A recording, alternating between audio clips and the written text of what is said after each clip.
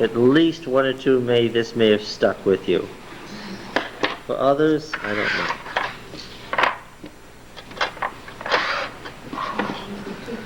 All right, number 1 is a trick question. Please do not blow it. Number 1, who was the high priest of Israel during the wilderness wandering?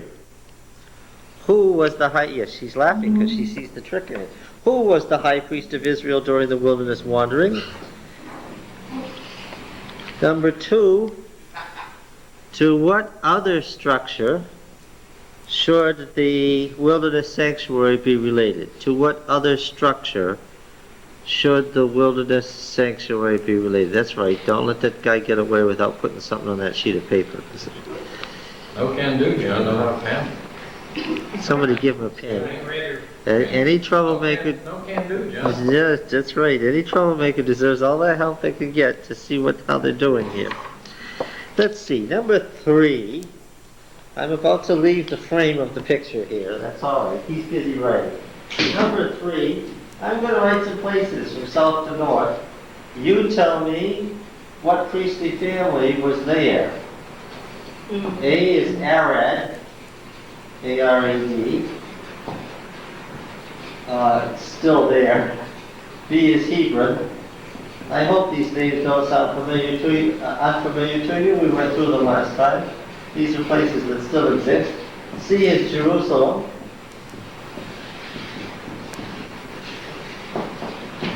D, Bethel. I'm going from south to north to make this easy.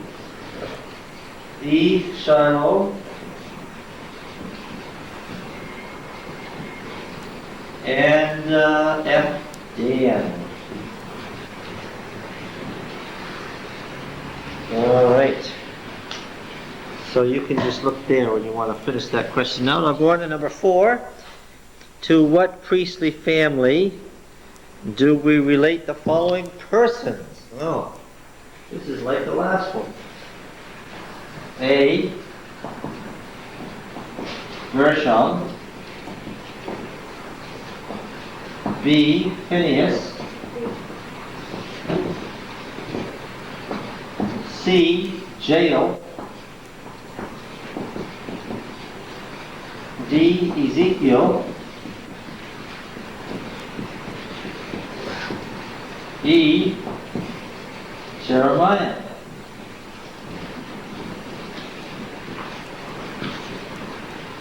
I wanted to put Daniel down as F just to see if any of you figured out that Daniel was not from a priestly family, but that was too tricky. 5. Who were King David's high priests? Who were King David's high priests? And, you can see this coming, and to what family did each belong?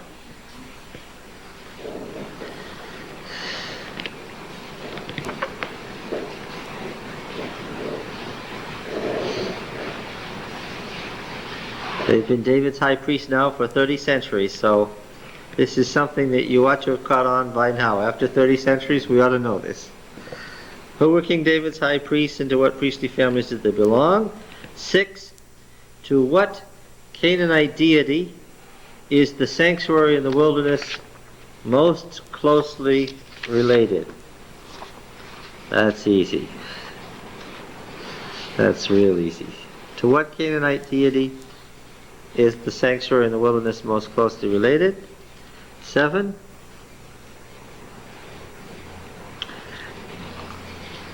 Oh, this is too easy. Which priestly family won the struggle for control of Israel's religious heritage?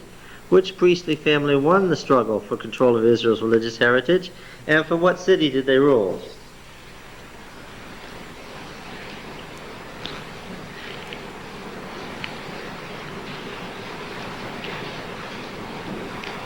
Eight. What did the founding of a temple indicate? What did the founding of a temple indicate? 9 and 10, 2 more easy ones. What book of the Pentateuch? That's the first 5 books. What book of the Pentateuch comes almost entirely from Aaron's family? What book of the Pentateuch comes almost entirely from Aaron's family? And 10 is predictable, therefore. What book of the Pentateuch comes entirely from Moses' family? Oh, that was too easy. You want to know what questions you missed? I know you know the answers to these. Number 1 was, who was the high priest of Israel during the wilderness wandering? 2, to what other structure should we relate the wilderness sanctuary? 3, to what priestly families do these places belong? And 4, to what priestly family do these persons belong? And then you came in at 5, David's high priest. Does anybody have a question? No?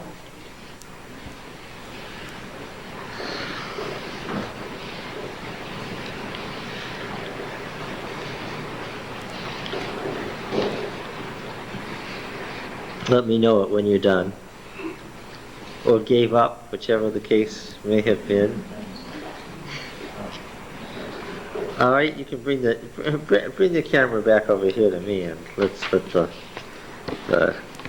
All right, let's do this now. What was the trick in number 1? Who was the high priest of Israel during the wilderness wandering? What's the answer?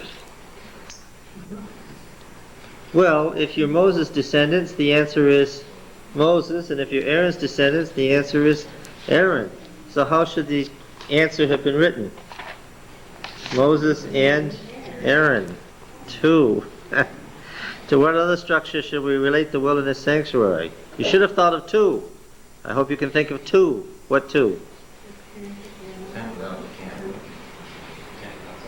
10 outside the camp? Well, that would be 3. That isn't what I was thinking of. Probably Baal's temple. Yeah. And the I wouldn't think of Baal's temple. I would think of El's tent. Yes. And can you think of some other things, historical things? How about David's tent and Solomon's temple? Okay. Haha. Did anybody get these right? Let's see. To what priestly family do these places belong? In the south, no. Arad. Mushite or Aaronite? Which is it? Mushite, of course. Yes. Hebron. This is easy. The Hebronites put David on the throne. Which family? Moses or Aaron? Aaronite. Yes. Jerusalem. That's a trick. That's a trick. Jerusalem is a trick. What's the answer? Both. D. Bethel. Moses? Oh, help. Bethel with the calf temple? Descended from Aaron's calf? With the bull of El the bull? With the covenant with Jacob, Israel? Yes, Bethel is what? Aaronite. Shiloh, that's easy. Which is that? Shiloh, where the sanctuary was, Shiloh. Moses, Mushite, yes. House of Eli, destroyed, Mushite. Dan. Look, the other royal temple. If Bethel is Aaronite, then Dan's got to be Mushite, yes. To what priestly family do we relate these persons? Gershom, Moses, Phineas, Aaron, of course, Jael, Moses, yes, Ezekiel, Aaron, Jeremiah, Moses. Okay, who were David's high priests, and to what family did each belong? Can you name them? Yes, Abiathar was Mushite. Look, if you can't see the name Jethro and Abiathar, we're in trouble. Right? Yeah, oh, now you notice it. His father was Jethro, right? J-T-H-R. And Jethro, by now, we've related to whom? To Moses, yes. Yes, Abiathar, of course, is Moses, and Zadok is Aaron.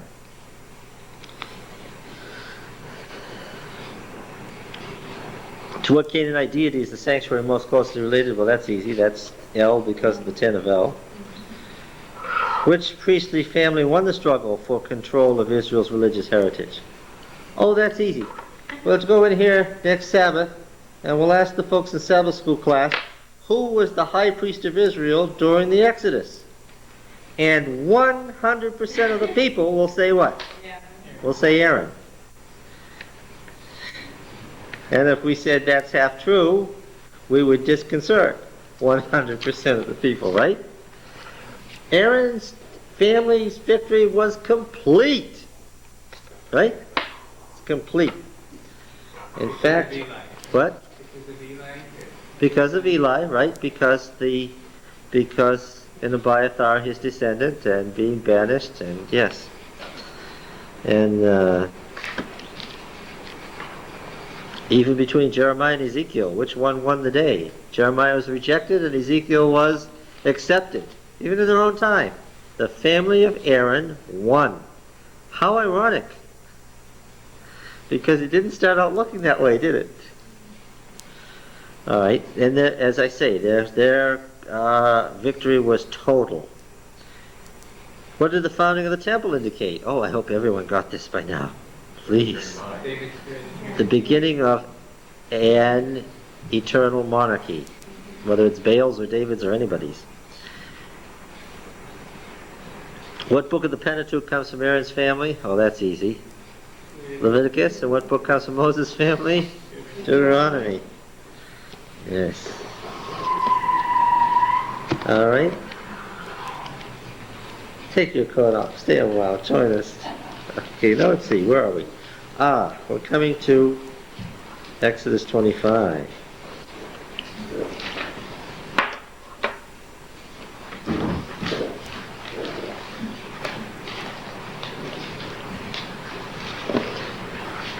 We've read this passage at least a half a dozen times. Let's read it again. Verse 15, 24:15. Moses went up to the mountain, and the cloud covered the mountain. The glory of Yahweh, this is a technical term. This kavod, this glory, is a technical term in priestly literature. It's that which gives a person stature or weight. We're going to talk about that glory business in lots of contexts, and you'll see how it turns into a technical term. The glory of Yahweh settled on Mount Sinai, and the cloud covered it for 6 days. And on the 7th day, he called to Moses out of the midst of the cloud. Now, of course, the priestly literature always is doing this business of times and dates and chronological sequences and 7-day periods, because that has to do with the temple and its calendar, right? So we can presume that these were Sabbaths because that's what the priest wants us to understand, that it was a Sabbath, and then a week later on the Sabbath he called Moses out of the midst of the cloud. Now, the appearance of the glory of Yahweh was like a devouring fire on top of the mountain in the sight of the people of Israel. Moses entered the cloud and went up on the mountain, and Moses was on the mountain 40 days and 40 nights. Yahweh said to Moses, "Speak to the people of Israel that they take for me an offering from every man whose heart makes him willing. You shall receive the offering from me. And this is the offering which you shall receive from them: gold, silver, and bronze, blue and purple and scarlet stuff, and fine twined linen, goat's hair, tanned ram skins, goat skins, acacia wood, oil for lamps, spices for anointing oil and for fragrant incense, onyx stones, stones for settings, for an ephod and a breastpiece." And, of course, the famous memory verse.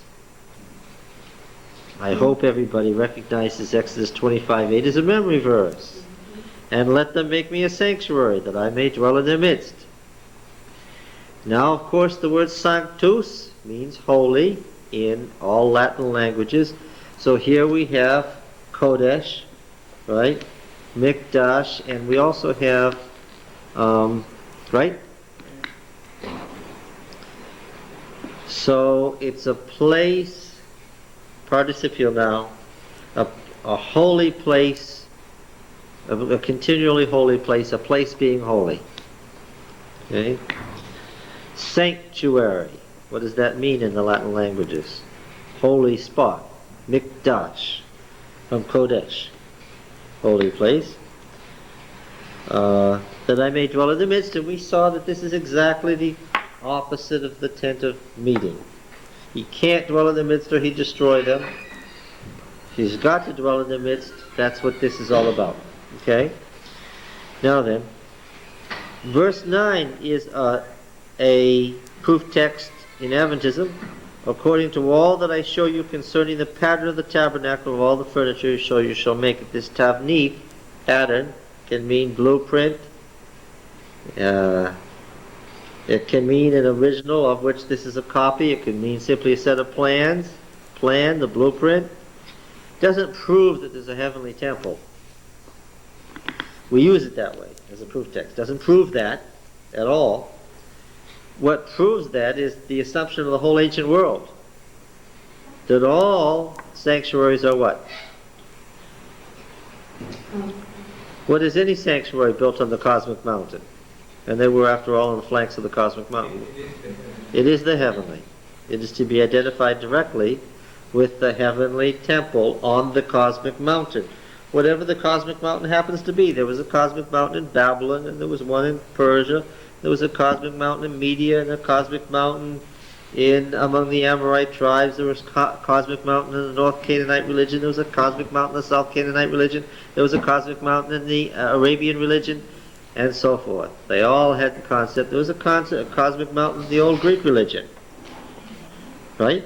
You all heard of Olympus. There was a cosmic mountain in the Hittite religion. They all had this holy mountain that was the navel of heaven and earth, that was the join between the upper and lower world.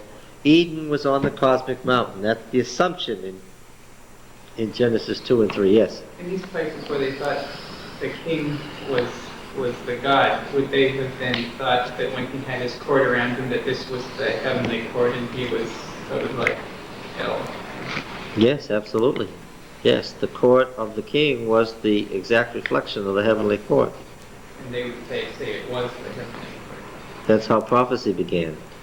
The prophets were the member of the divine council who read the decrees. And the prophet was the guy in the court who was the reader, who was directly identified with the heavenly reader. Let's see. Anything else? Yes, so the earthly court was the physical earthly representation of the heavenly, which was right there and just as real, and they were fused. We can't say that one was symbolic of the other. Why? Because the idea of symbol doesn't enter in here. We're talking about fusion of reality. Okay? So would this be, see, we take verse 9 and we say, they made an earthly tabernacle that was a reflection of the heavenly tabernacle. Well, that's what the book of Hebrews says, but that's Neoplatonism. That's centuries and centuries later with an entirely different philosophical system. That is not what this verse means. Yes? Would they have thought that he didn't have a sanctuary before this? No. Or No. Just like they wouldn't have thought that Sinai became holy at that moment. What would they have said? They just became aware of its pre-existing and eternal cosmic nature. This goes back to your Egyptian and the coconut falling on his head. That's right. That's There's right. always been a god, that tree. The fact that the coconut was just a revelation of what was already the case. All right.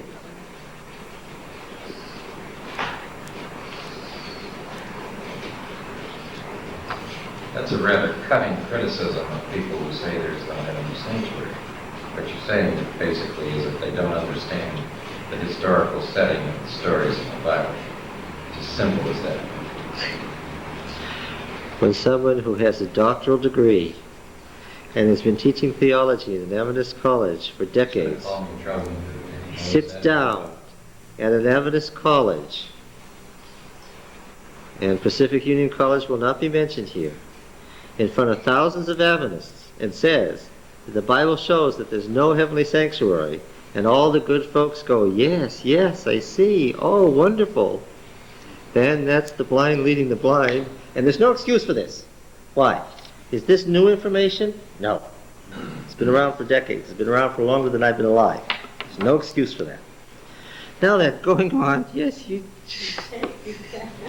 Maybe the problem is we follow our Adventist tradition, but not really, for the most part, look at what's archaeological evidence. No. That's right. That's right. And it shows too that some of them don't realize how Mrs. White was able to use other people, and they're trying not to and getting in deep trouble. Well, you see, the old historical critical method that first noticed that there was a J, an E, a P, and a D was based on the evolutionary theory, that they started with this crude nature religion that gradually evolved upward to this very ethical religion in Deuteronomy. And so anything that was associated with the evolutionary theory and seemed to take away from inspiration wouldn't be looked at very carefully by Adventists, would it? But is there a J and an E? All you need to do is read Genesis through, verse by verse, and what do you find? There is a J and an E, and they are very different. Is there priestly writings? Are there priestly writings that are distinct from the others? All you need to do is read Exodus. And when you come upon this, you find something very different than what you've been reading before. And then when we get to Deuteronomy, we'll say, yeah, there is a Deuteronomist. Yeah. That, you see, this idea of J, E, D, and P came from the evolutionary theory, came from the concept of Hegel, the thesis and antithesis, and then you get synthesis, right? It was a very, came out of Germany, came out of liberal theology in Germany, came out of the evolutionary theory. People had never heard of it before. And as a result, how did the Protestants in the pews of America react when this stuff began coming from Germany at the end of the 19th century, in the 1880s and 1890s? They didn't know what to think. They were outraged. In the first decade of this century, a series of pamphlets were issued called the Fundamentals. And the Fundamentals said there was no such thing, there is no such thing as an error in the Word of God, because every word was inspired by God and every word is literally correct and absolutely so, scientifically and historically and theologically and so forth. And then these pamphlets, which were issued over about a 10-year period, 12-year period, were issued as a book called the Fundamentals. And the folks who accepted those were called what?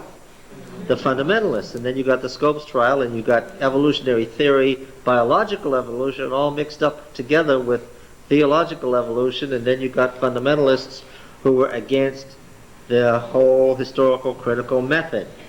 And Mrs. White said, no, it's not fundamentalism, and it's not German liberal theology either. You read what she said about the Bible. It's contained in selected messages now, right? She said, no, it's not either of those. She attacked both positions, right? She said it's not, God is not on trial in the Bible. God is not represented as author in the Bible. The words of the Bible are not God's word. He's not, as an expression of choice of words, these are not God's words, flatly. That is a total denial of fundamentalism, and was considered outrageous at the time that it was written. She was copying Henry Ward Beecher's opening chapter on his book on inspiration. And Beecher was almost destroyed by writing that book. And at the time that his systematic ruin was being carried out, Mrs. White was quoting his words and saying, this is the way it is. So she, on the other hand, what did she say about the evolutionary theory as applied to the Bible? I hardly need quote what she had to say. You can imagine. Dissecting, conjecturing, robbing the Bible of its power to save. I mean, I could just go on and on what she had to say. She attacked both positions vehemently as wrong. You can see in the 1919 Bible Conference, when Adventists first got together, Mrs. White had been dead for 4 years, they first got together to talk about inspiration.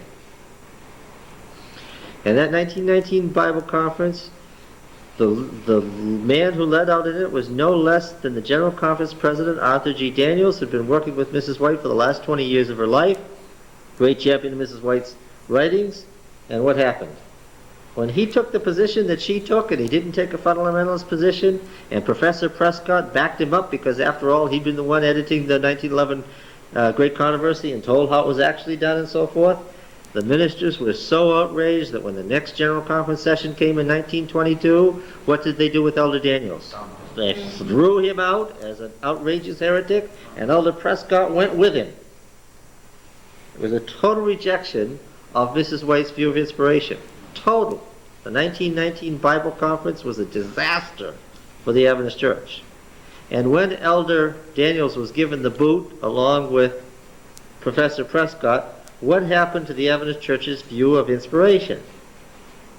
Regress. It became what? It became fundamentalist. And it still is fundamentalist. When we get here, we talk about J and E in Genesis. Scare people. Why? Not because it has anything to do with inspiration, but because it attacks the fundamentalist viewpoint. Yes? That was called the higher criticism, too. Well, higher criticism was based on the assumption that these sources were based on purely naturalistic theories. That's what you were talking about last week. It's from an assumption, a presupposition of natural growth with no supernatural intervention at all. Okay? Now, before the 1880s and 90s, when the German theologians were coming forward with JEPD stuff, were there any forerunners among conservative scholars? Well, of course, JEP and D only became known among the masses in the late 19th century.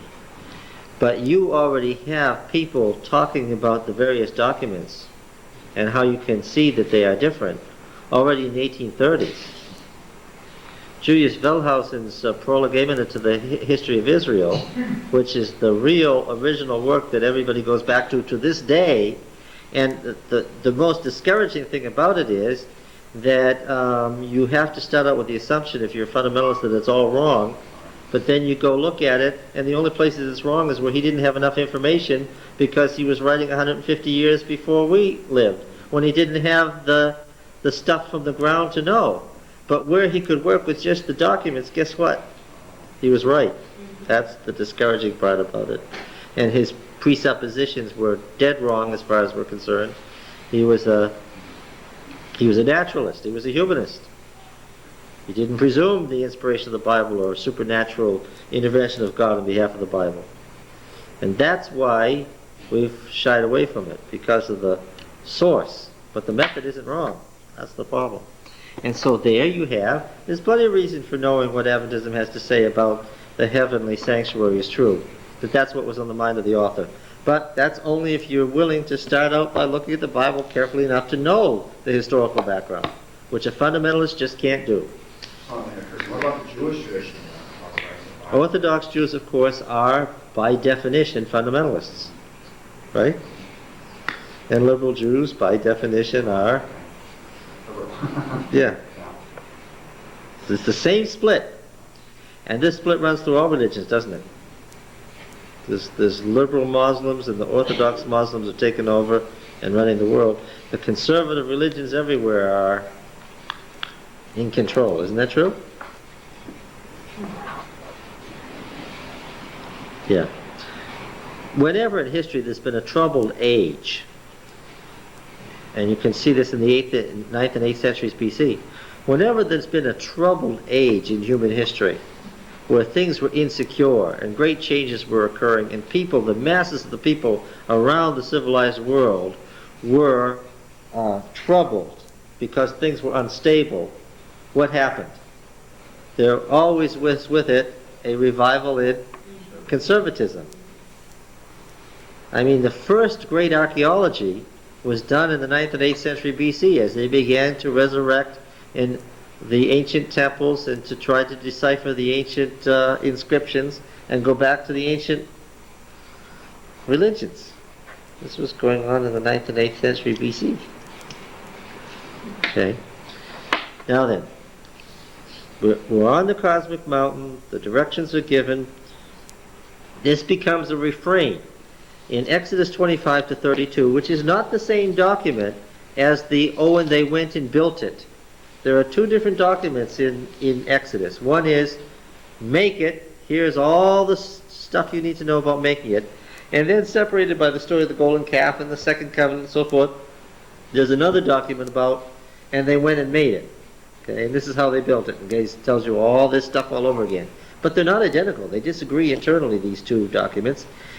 And one of the things that's interesting is this refrain and they made it according to the pattern on the mount, is the refrain of this first document, Exodus 25 to 32. And it is a refrain that occurs again and again. Okay? All right. According to all that I show you concerning the pattern of the tabernacle and of all its furniture, so you shall make it. 25:9. Famous verse in Adventism. Now then. They shall make an ark of acacia wood. 2 cubits and a half shall be its length, a cubit and a half its breadth, and a cubit and a half its height. So, how high off the ground was it?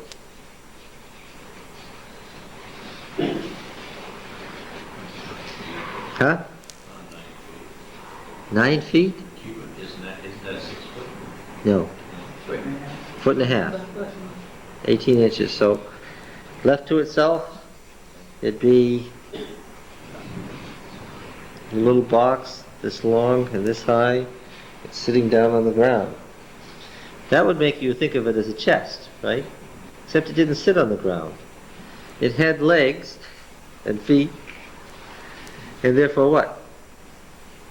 It stood up. It wasn't big. You get these paintings of the priest standing in front of this giant ark. It wasn't anything like that. It's a little box, had legs and feet and poles. And what was it exactly? What was its function? What was this? Let's see. Let's read about it first. Overlay it with pure gold, within and without, overlay it. Make on a molding of gold round about, and cast 4 rings of gold for it, and put them on the 4 feet. 2 rings on one side of it, and 2 rings on the other. Make poles of acacia wood, overlay them with gold. Put the poles into the rings to carry the ark. The poles shall remain in the rings, they shall not be taken from it. You shall put into the ark the testimony which I give you. You shall make a covering of pure gold. Let's please remove Martin Luther's mercy seat from this, because that's going to color this thing in the wrong direction. Make a cover of pure gold, 2 cubits and a half its length, and a cubit and a half its breadth. And make 2 cherubim of gold of hammered work. Make them on the 2 ends of the covering. Make 1 cherub on the one end and 1 cherub on the other end. Of one piece with the covering you shall make the cherubim on its 2 ends. The cherubim shall spread out their wings above, overshadowing the covering with their wings, their faces one to another. Toward the covering shall the faces of the cherubim be. And you shall put the covering on top of the ark, and in the ark you shall put the testimony that I will give you. There I will meet with you, and from above the cover, from between the 2 cherubim that are on the ark of the testimony, I will speak with you of all that I will give you in commandment for the people of Israel. Now, what was the ark, and what was it for?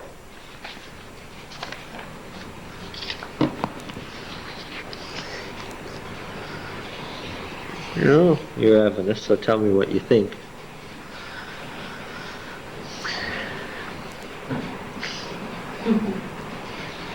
Now, we've just been talking about fundamentalism and what was wrong with it, right? This was El's throne, was it not? Well, in Ugarit, this was El's throne, the cherubim throne. Yeah, it was the throne on which he sat.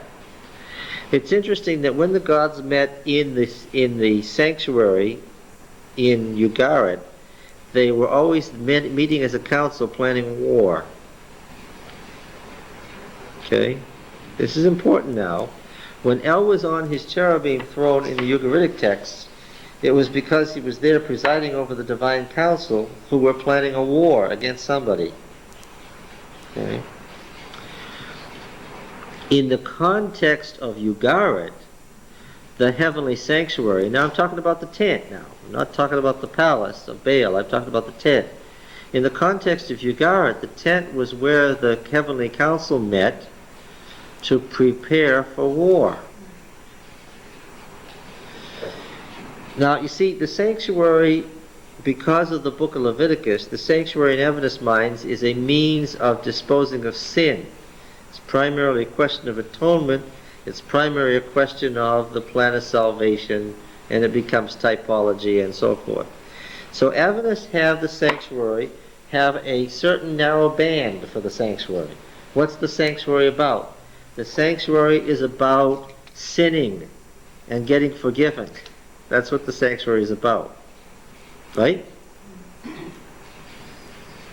Well, and what's the Ark of the Covenant about then? The sanctuary is, huh? The mercy. The mercy seat. Thank you, Martin Luther. Yes. Luther gave us that idea, right? The Ark is about what?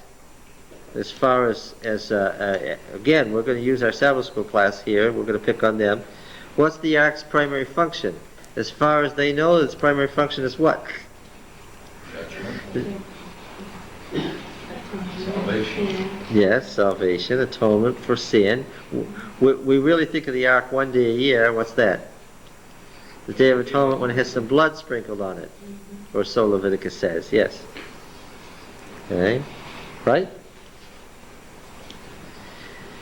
And the sanctuary is really there as a means of getting sin forgiven, which is not the context of the sanctuary in the narratives of the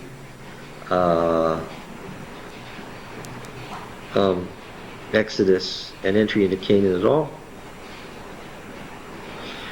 First of all, was the ark primarily a chest for holding the law, or was it a throne? Well, no, those two are not mutually exclusive, but what was it primarily? In the Adventist mind, what is it? It's a chest for holding the law. I always think of the glory of God being at the foot of the Shekinah. The mercy seat. What does Shekinah mean? So, yes, you do. Mishkan. Shekinah, the verb. Just ignore them. Shekinah, the verb means to dwell. associate dwelling place. Mishkan would be a tent dwelling. Yeah. Because it has the connotation the verb Shekinah means to dwell in tents. It's what Abraham did. So when God was in the Mishkan, he was in his tent. And Shekinah is his dwelling, so what would the Shekinah be? His dwelling, we translated his presence with a capital P. The Shekinah does not mean glory, it doesn't mean light, doesn't mean any of those things. It means the presence. Because Shekinah means to dwell in a tent, to live in a tent. So it means the dwelling there. Okay. First of all, in a passage that we've already read, Numbers 10,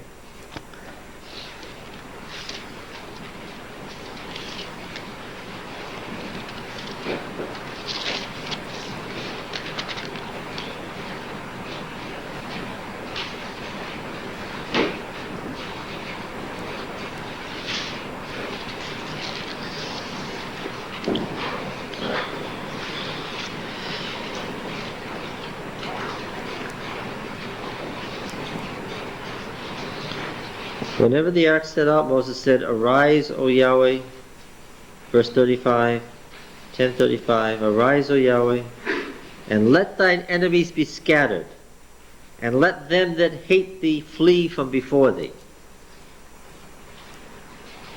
Okay, so we've got the same scattering of the enemies when the gods arise in Ugarit.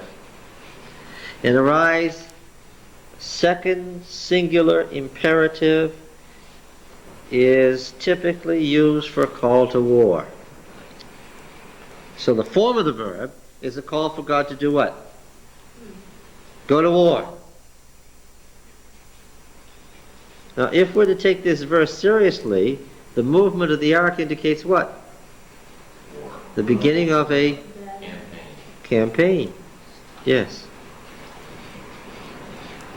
The movement of the ark is a sign that war is beginning, one of the holy wars of Yahweh.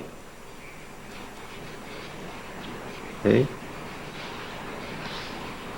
And when it rested, the incipit, this incipit means the first line of a hymn, "Return, O Yahweh, to the 10,000 thousands," which is a good synonym in priestly literature for the hosts, the armies of Israel.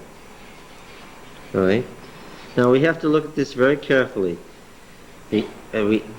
the settling of the ark indicates what?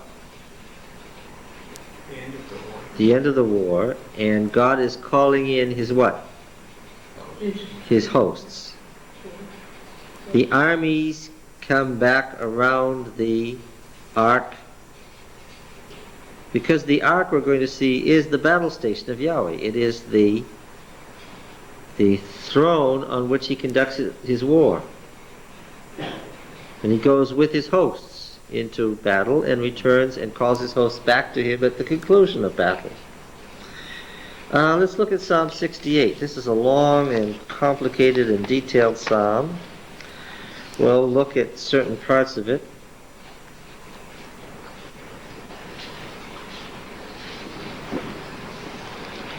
Oh, the RSV has verse 1 translated as a Joseph. How does your translations read the first verse? Who's got a translation?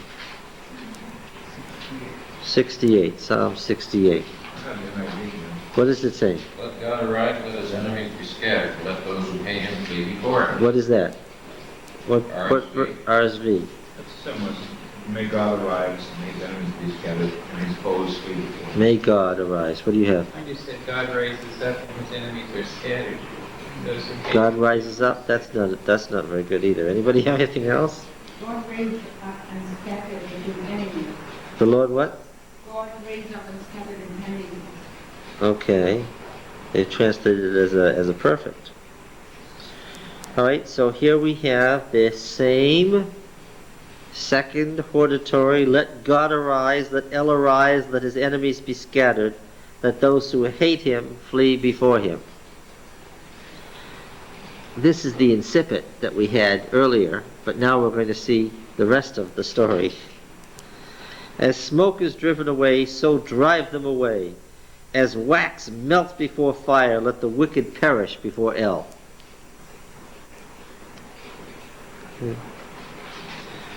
But let the righteous be joyful, let them exult before El, let them be jubilant with joy, sing to El. Now El, sometimes this gets mixed up with Elohim, and that's a textual problem, but don't worry about that. This is an El hymn. Sing to El, sing praises to his name, lift up a song to him who rides upon the clouds. Now this rider on the clouds imagery is from, again, old religious language. We see it in Ugarit a lot. The clouds are the heavenly host. The divine Son doesn't come with the clouds of heaven, the way it's translated from Daniel 7. He comes what? On the clouds of heaven. The rider on the clouds, Baal, and that's the storm god imagery. Right? You knew when the cloud was coming, who was coming? Baal was coming, right? The rider on the clouds, why did he ride the clouds? Why did he ride his heavenly chariot of the clouds? To do what? He wasn't riding for the fun of it. Where was he going?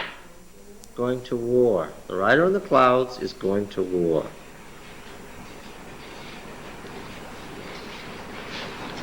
His name is Yahweh. Exalt before him. Yeah. Alright, so here we will take Albright seriously.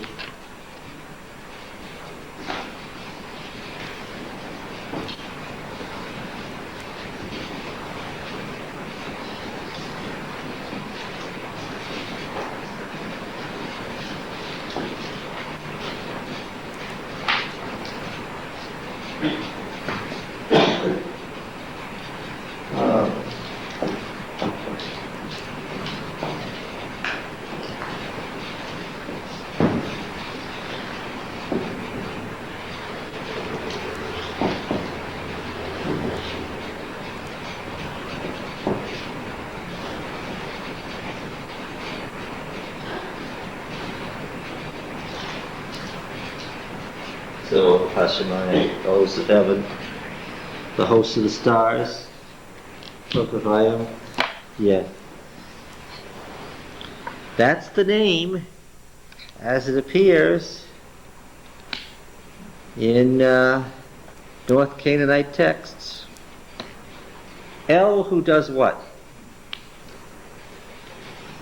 Third person singular causative of the verb to be. El, he who causes to be, which is another way of saying creates the heavenly host. Yeah.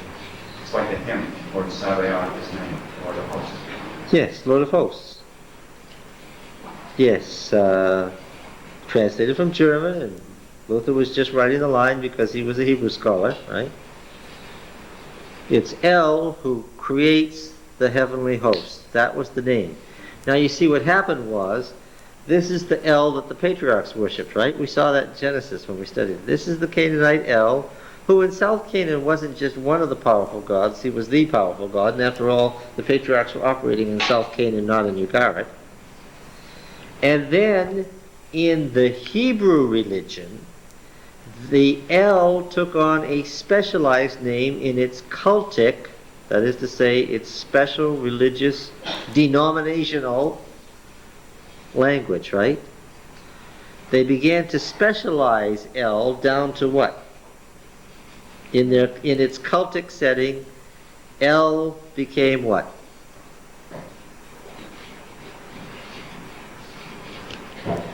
Yahweh. Yahweh. Yeah. Yahweh is the cultic name of El in the Hebrew religion. Okay? Okay, you following me? All right. Let's keep reading this psalm. Father of the fatherless and protector of widows. This is common religious language of the of ancient Palestine. Is God El in his holy habitation. El gives the desolate a home to dwell in. He leads out the prisoners to prosperity, but the rebellious dwell in a parched land. O God, O El, when thou didst go forth before thy people, when thou didst march through the wilderness. Okay, now look, verse 7. This is the march. This is the march through the south. This march through the south is referred to constantly in the Old Testament. It's the first of the wars of Yahweh. The march through the south is the first of the wars of Yahweh. When thou didst march through the wilderness, the earth quaked, the heavens dropped down rain at the presence of El. Yon Sinai quaked at the presence of El, the El of Israel. Rain in abundance, O El, thou didst shed abroad. Thou didst restore thy heritage as it languished. Thy flock found a dwelling in it. In thy goodness, O El, thou didst provide for the needy. The Master gives his command. Great is the host of those who bore the tidings. The kings of the armies, they flee, they flee. The women at home divide the spoil, though they stay among the sheepfolds. The wings of a dove covered with silver, its pinions with green gold. When Almighty scattered kings there, snow fell on Zalman. Okay, we're going to see all this when we see the march of conquest. O mighty mountain, mountain of Bashan. O many-peaked mountain, mountain of Bashan. Why look you with envy, O many-peaked mountain, at the mount which God desired for his abode, yea, where Yahweh will dwell forever. Now this march, you see, was the march from the cosmic mountain in the south to the victorious settlement on the cosmic mountain in the covenant land, which is what? Zion. We're going to see in the wars of Yahweh that the movement is from the sacred mountain in the south to the sacred mountain in the covenant land. That's the movement of the conquest. Right? That is the march to the south. And here, the old sacred mountain is looking with envy on the new sacred mountain, the new cosmic mountain, which is Zion. With mighty charity, twice 10,000, thousands upon thousands, the Lord came, the Master, the Great One, came from Sinai into the holy place. He came from Sinai into the holy place, meaning Jerusalem. Thou didst ascend the high mount, leading captives in thy train, and receiving gifts among men. This is just right out of the Canaanite texts. Not out of the Canaanite texts, it's right out of the common religious heritage of ancient Canaan, where the god victorious, having conquered his foes, as Baal, did what? Brought those back to the capital city with the prisoners of war present in his train. Even among the rebellious, that the Lord God may dwell there. Blessed be the Lord who daily bears us up. God is our salvation. Our God is a God of salvation, and to God the Lord belongs escape from death.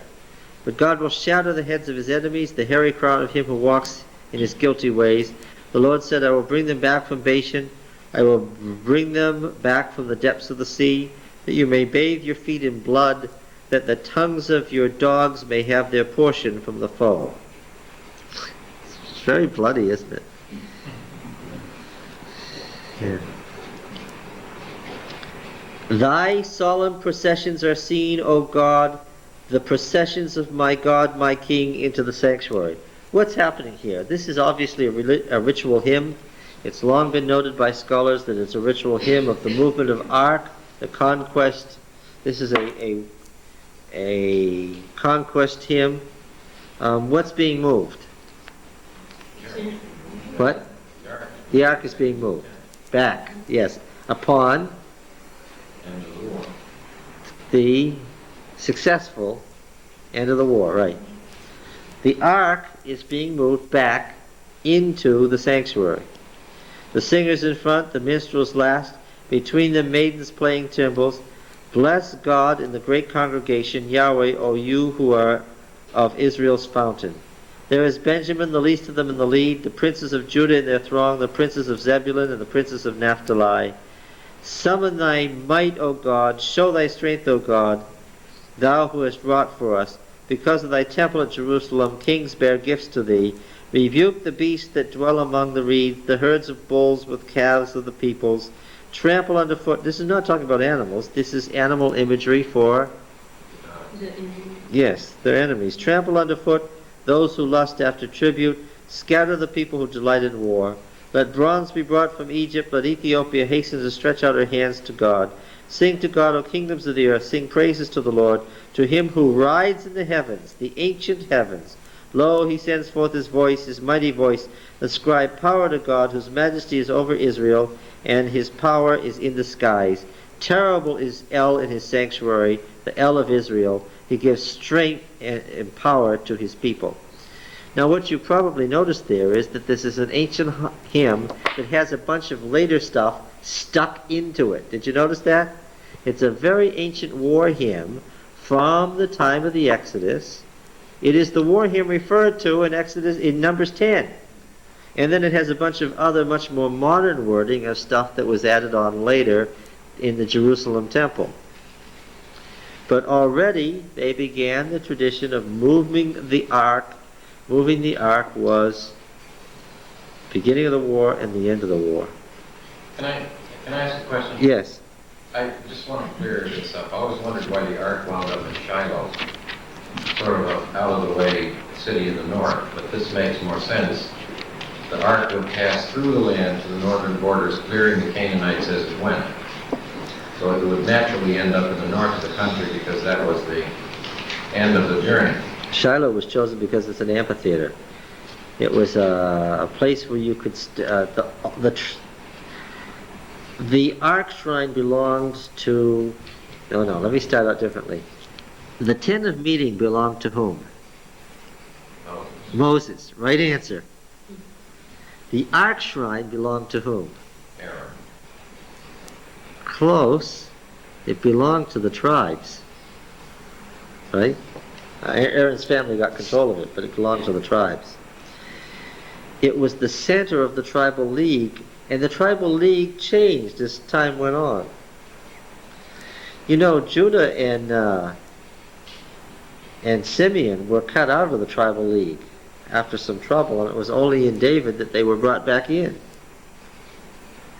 But the tribal league was centered in the north, for a while at Bethel, for a while at Shechem, and for a while at Shiloh. Where Yes. does your information about the tribal league come from? Oh, now that we're going to spend weeks on when we get to Joshua and Judges.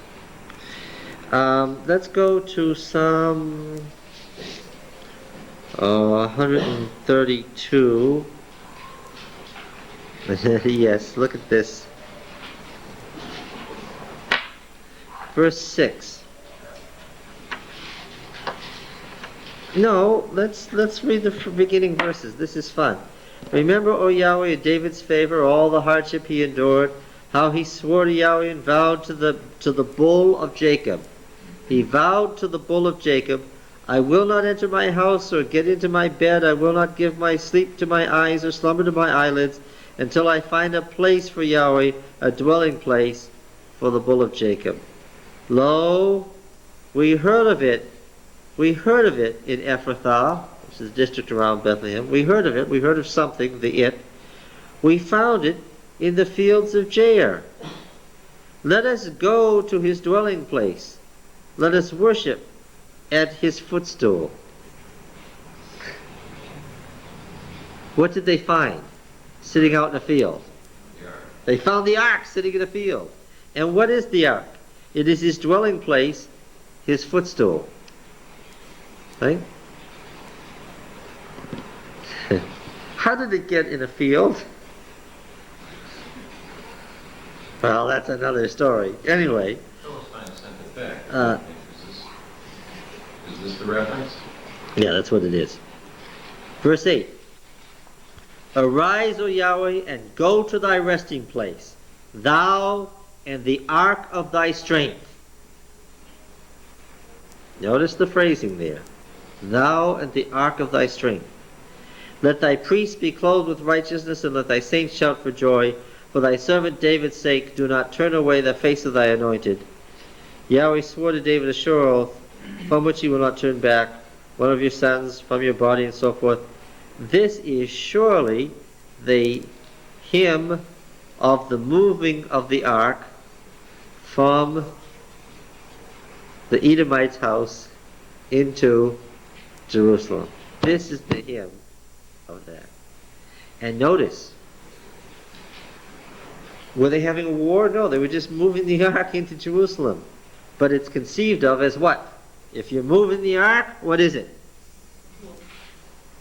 It's a sign of holy war. Yahweh's to rise against his enemies. Right? Okay, we'll come back to this. Numbers 14. We'll come back to that psalm momentarily. Numbers 14.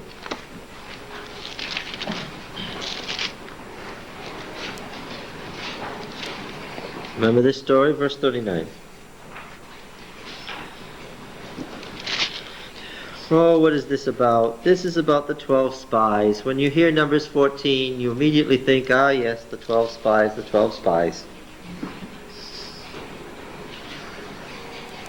Everybody should know that Numbers 14 is the 12 spies.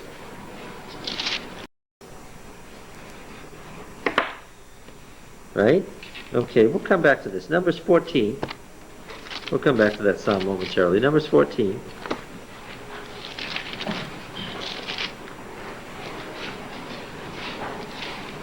Remember this story? Verse 39. Oh, what is this about? This is about the 12 spies. When you hear Numbers 14, you immediately think, ah yes, the 12 spies, the 12 spies. Everybody should know that Numbers 14 is the 12 spies. Verse 39. This is after God says a day for a year. Stick that little jab in there. And Moses told all these words to all the people of Israel, and the people mourned greatly. And they rose early in the morning and went up to the heights of the hill country, saying, see, we're here. We'll go into the place for which Yahweh has promised, for we've sinned. But Moses said, why are you transgressing the command of Yahweh? For that will not succeed. Do not go up, lest you be struck down before your enemies, for Yahweh is not among you. For there the Amalekites and the Canaanite are before you, and you shall fall by the sword, because you have turned back from following Yahweh Yahweh will not be with you.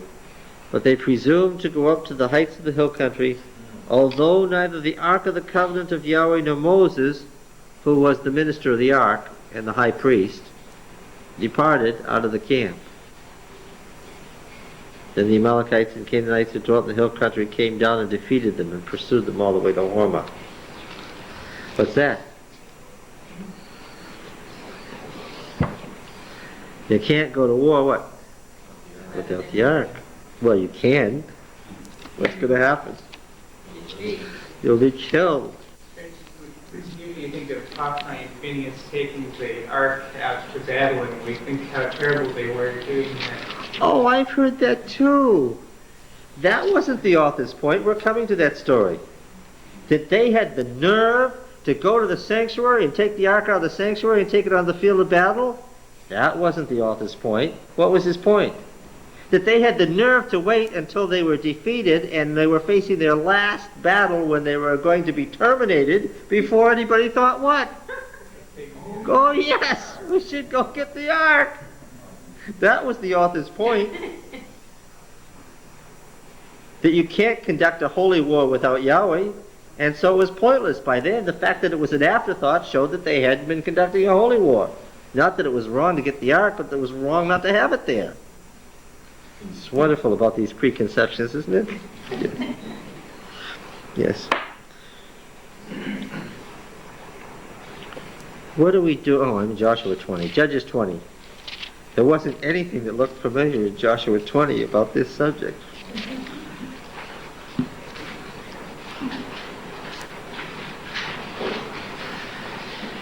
Now, you know the story in Judges 19.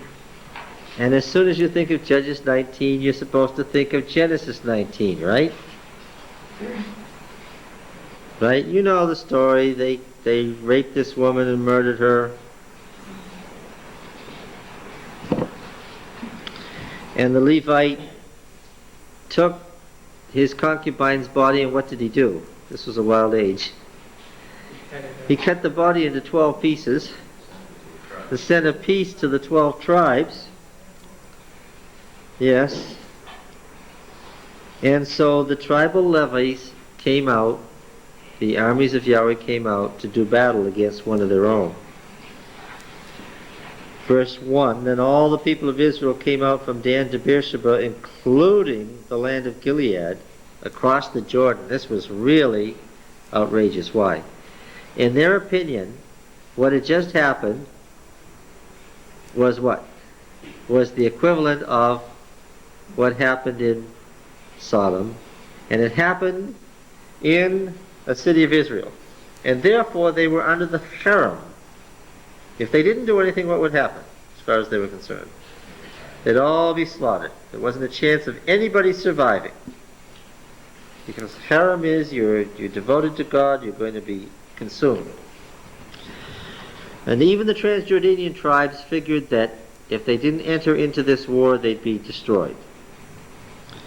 The congregation assembled as one man to the Lord at Mizpah, and the chiefs of the people of all the tribes of Israel presented themselves in the assembly of the people of God, 400,000 men on foot that drew the sword. Now the Benjaminites heard that the people of Israel had gone up to Mizpah. The people of Israel said, tell us, how was this wicked thing brought to pass? And the Levite, the husband of the woman who was murdered, answered and said, I came to Gibeah that belongs to Benjamin. I and my concubine to spend the night. The men of Gibeah rose against me and beset the house round about me by night. They meant to kill me, and they ravished my concubine, and she's dead.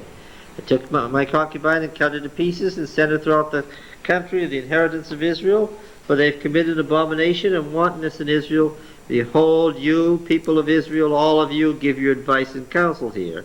And the people arose as one man, saying, we will not any of us go to his tent, and none of us will return to his house.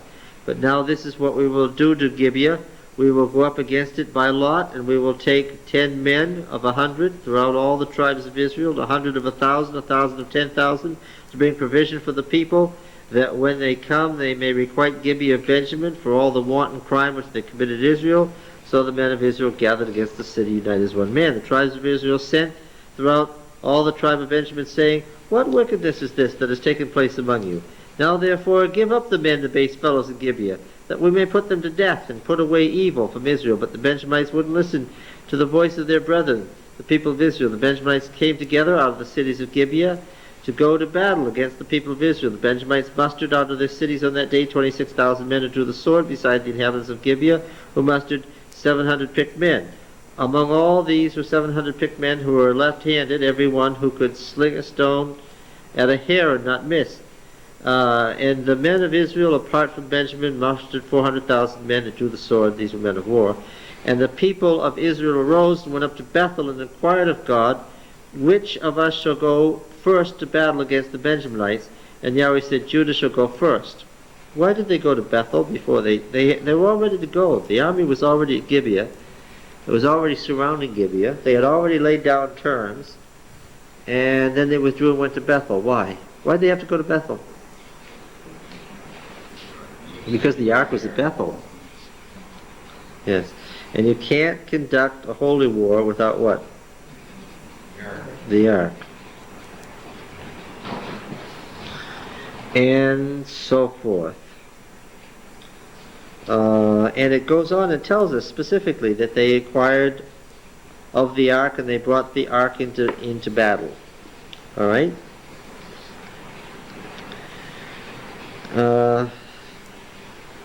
They went up and wept before the Lord until evening and inquired, shall we go again? Right? They wept and fasted, verse 26, at Bethel. They fasted that day into evening, and they offered burnt offerings and peace offerings before Yahweh, verse 27. And the people of Israel inquired of Yahweh, for the ark of the covenant of God was there in those days, and Phinehas the son of Eleazar the son of Aaron ministered before it those days, saying, shall we yet again go out to battle against our brethren the Benjamites, or shall we cease? Yahweh said, go up tomorrow, I'll give them into your hand. So you see, they couldn't even conduct a war against their own people without going to the ark, at the ark's shrine, and getting the Lord's sanction for that. Right? 1 Samuel 4 we've already looked at, but we can look at it again. 1 Samuel 4, the passage we've just been laughing about.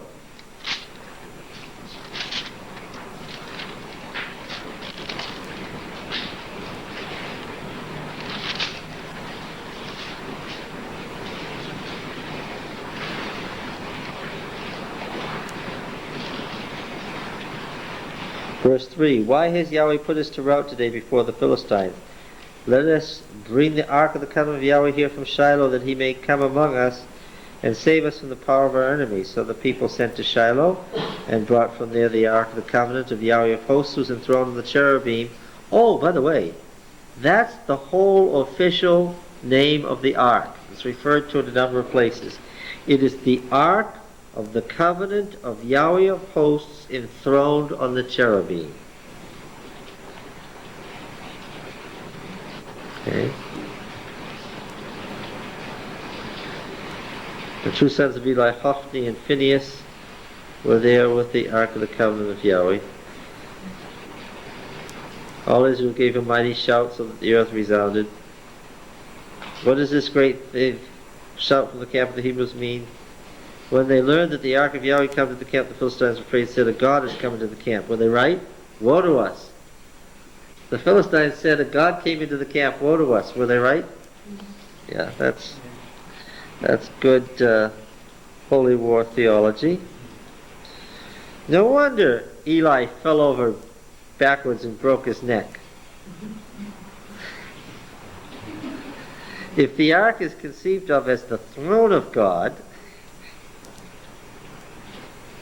and it had always been the palladium of victory from which the wars of Yahweh had been conducted, in the march to the south in which Yahweh had always been successful, what could it mean that the ark was gone to Philistia?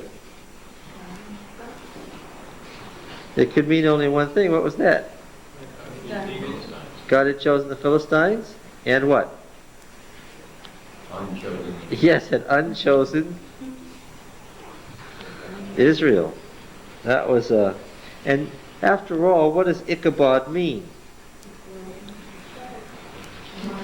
Hard All this good priestly terminology. The glory, the kavod, the weight, the power, the majesty, that which gives God his respectability had left. Where had it gone?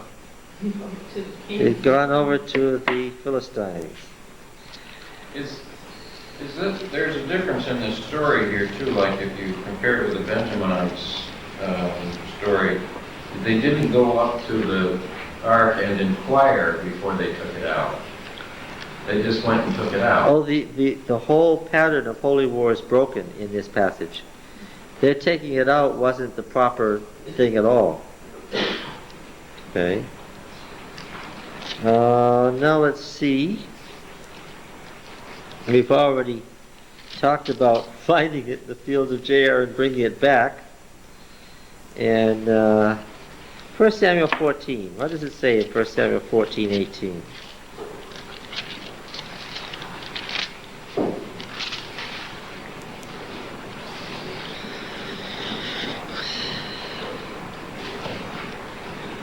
Verse 16, the watchmen of Saul and Gibeah of Benjamin looked, and behold, the multitude was surging hither and thither. Then Saul said to the people who were with him, number and see who is gone from us. When they numbered, behold, Jonathan and his armor-bearer were not there. And Saul said to Ahijah, bring hither the ark of God. For the ark of God went at that time with the people of Israel. And while Saul was talking to the priest, the tumult in the camp of the Philistines and so forth, the author there makes it explicit that in the period of the judges, what? The ark went to war. Yeah, the ark went to war. Without exception. That was the way it was done. 1 Samuel 17 and 45. Go over a little further. I hope this gives you a different picture of the ark. What is it that David said to Goliath? Oh, you have to understand that the ark was right there. And what did David say? Verse 45, David said to the Philistine, you come to me with a sword and a spear and with a javelin, but I come to you in the name of Yahweh of hosts, the God of the armies of Israel. Now this phrase, Yahweh of hosts, is always associated with the ark. What was there on the field? The ark, yes. Right? And in 2 Samuel 6, we saw David dancing before the ark. Yes, he was bringing it into Jerusalem, but we've already seen from Psalm 68, when David moved that ark into Jerusalem, that was seen as what? Yes, that was a part of the holy war. In fact, it was the conclusion of the holy war against Philistia. Right? In 2 Samuel 11, what do we have here? Oh, David is murdering Uriah here. And Uriah is observing the requirements of holy war, including no sexual relations. Verse 10, when they told David, Uriah has not gone down to his house, David said to Uriah, have you not come from a journey? Why did you not go down to the house? Uriah said to David, the ark and Israel and Judah dwell in booths, and my lord Joab and the servants of my lord are camping in an open field. Shall I then go to my house to eat and drink and to lie with my wife? The ark was within a booth, that is a tent. So now David had continued to the tradition. When he brought the ark to Jerusalem, what did he do? He put it in a tent, and when he sent it out to battle, what did he do? He sent the shrine with it. Okay. Now, in 2 Samuel 15, David was having trouble with one of his children.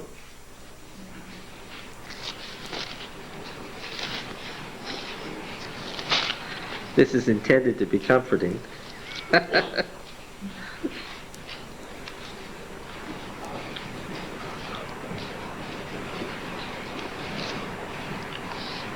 Verse 24. There was a civil war going on here. And Abiathar came up, and lo, behold, Zadok came also with all the Levites bearing the Ark of the Covenant of El. What was the question? What was question number 1? No, that wasn't question number 1.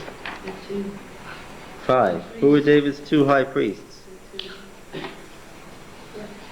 And they set down the ark of God until the people had passed out of the city. Then the king said to Zadok,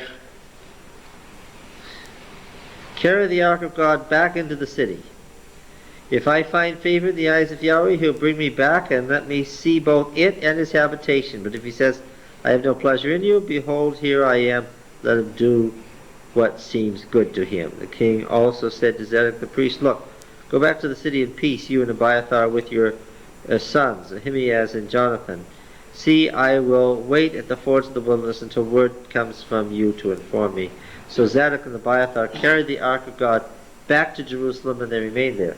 David would not take the ark because, obviously, he was not saying that a fight between him and his son for control of the monarchy was a holy war. Right? But the priests, both high priests, were perfectly willing to do what? To take the ark into battle against Absalom. Alright, how about Psalm 24? Psalm 24 should be familiar to everyone. We'll just put it in its proper context today. I hope this is giving you a different picture of what is the ark. Psalm 24.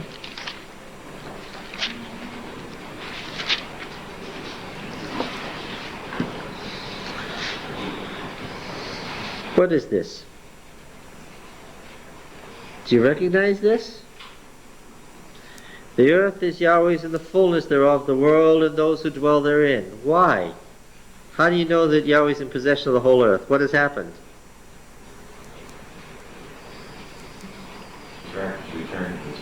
The ark is returning. He has founded it on the seas. He established it on the rivers. Who shall ascend into the hill of Yahweh, and who shall stand in his holy place? He who has clean hands and a pure heart, who does not lift up his soul to what is false, and does not swear deceitfully. He will receive blessing from Yahweh and vindication from the El of salvation. Such is the generation of those who seek him, who seek the face of the God of Jacob. Right? Lift up your heads, O gates, and be lifted up, O ancient doors. We've talked about the context of this so many times. That the King of glory may come in. Antiphonally, who is the King of glory? Answer, Yahweh strong and mighty, Yahweh mighty in battle. Lift up your heads, O gates, and be lifted up, O ancient doors, that the King of glory may come in. Who is the King of glory? Yahweh of hosts, he is the King of glory. Now, since God is knocking at the door, what are they doing? These two groups of priests who are speaking back and forth to each other. The one is within the trapped city, and it's all shut up. Because even though the city is Zion, when the ark approaches, what? Yes, because what? That's an act of war. And they ask for admission, and the priests who are the guardians of the temple ask, who is this that's coming in? And the answer is what? It's Yahweh of hosts. Meaning, what is outside the city? The ark is outside the city. And this is doubtless the ritual enthronement on New Year's Day. Every year, what did they do? They carried the ark out of the city, and it went in its ritual procession around the city, indicating God's victory over the nations. And then what?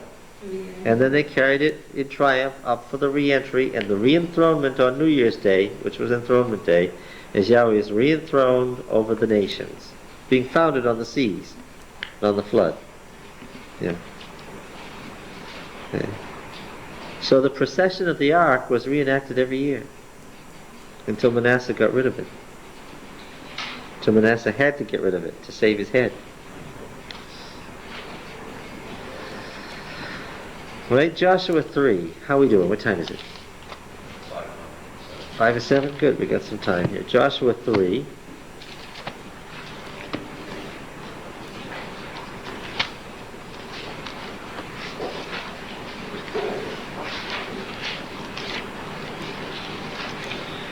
Since Yahweh of hosts is also the rider on the clouds, and he's borne by his hosts along, you can see why they'd never take the poles out of the ark, and why it always had to be carried. Because he was enthroned on the cherubim, which is the heavenly host. And Israel is what? Israel is what? Is the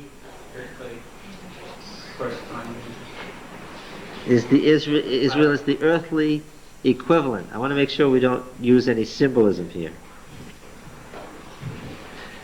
Oh, I read the most awful manuscript recently, written by an Adventist administrator, the editor of an Adventist journal.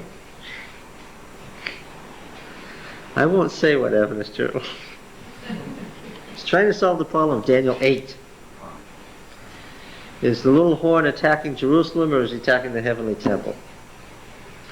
Well, you read all the way through the studies in Daniel by the Biblical Research Committee, and one scholar says he's attacking Jerusalem, and another scholar says he's attacking the heavenly temple, and what's the answer? There's no such distinction in cosmic war.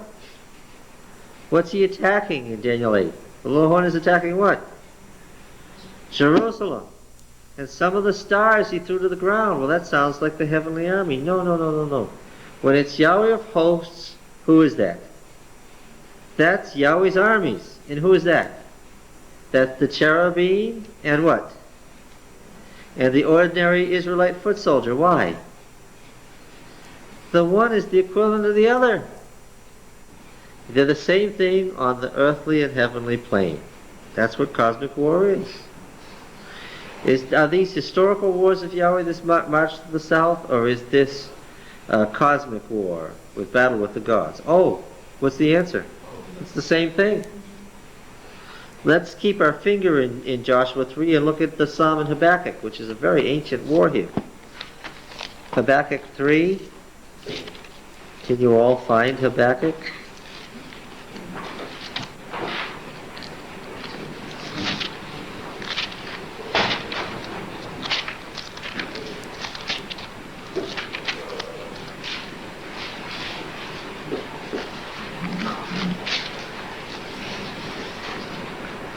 Habakkuk 3. This is another war hymn of the march through the south.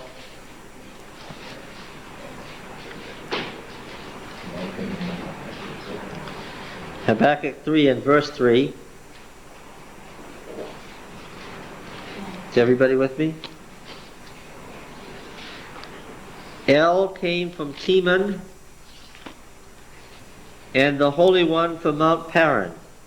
It's probably the real name of Mount Sinai, because Sinai just means what, Mount Sinai?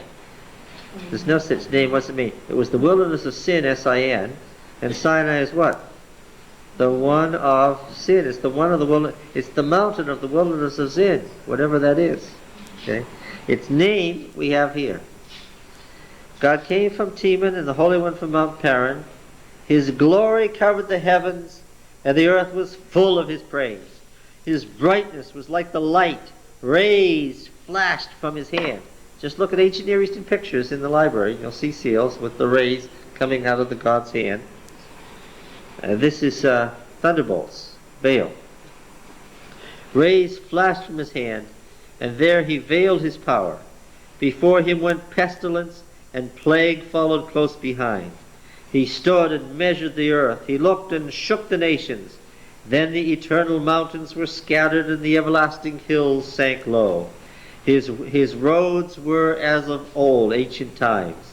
I saw the tents of Cush in affliction, and the curtains of the land of Midian did tremble. Was thy wrath against the rivers, O Yahweh? Was thy anger against the rivers, or thy indignation against the sea, when thou didst ride upon thy horses, upon thy chariot of victory?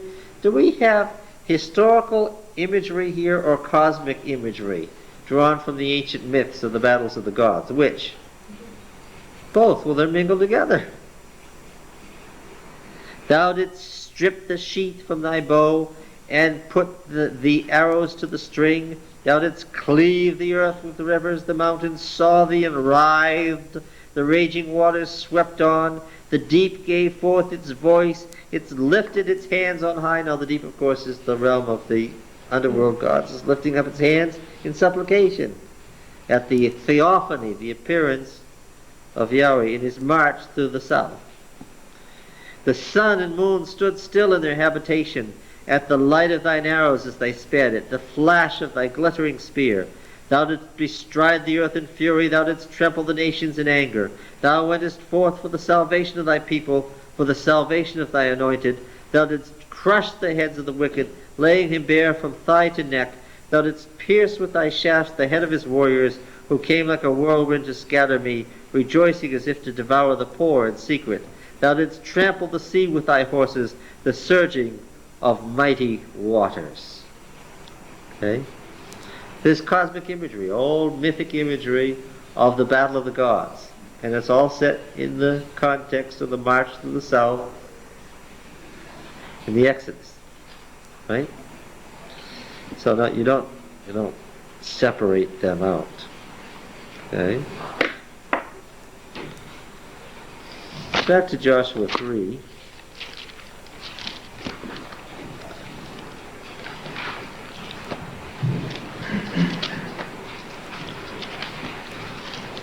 Well, what were they doing here in Shittim? Verse 3, commanded the people, when you see the ark of the covenant of Yahweh being carried by Levitical priests, set out from your place and follow it, that you may know the way you shall go, for you have not passed this distance before. A space between you and it, the distance of 2,000 cubits. Do not come near it. Sanctify yourselves, for tomorrow Yahweh will do wonders among you. Joshua said to the priest, take up the ark of the covenant, pass on before the people. They took up the ark and went before them. This is the ritual conquest. Yahweh said to Joshua, this day I'll begin to exalt you in the sight of all Israel, and so forth. The priests go into the river stops, the people pass over, the ark follows, the stones of memorial, the crossing is completed. They set up the circle of stones. That's what Gilgal means, the circle. They encamp in Gilgal, keep the first Passover in the land, and, verse 13, 5:13, when Joshua was by Jericho, he lifted up his eyes and looked, and behold, a man stood before him with his drawn sword in his hand. Joshua went to him and said to him, are you for us or for our adversaries? Joshua was the commander of the armies of the Lord.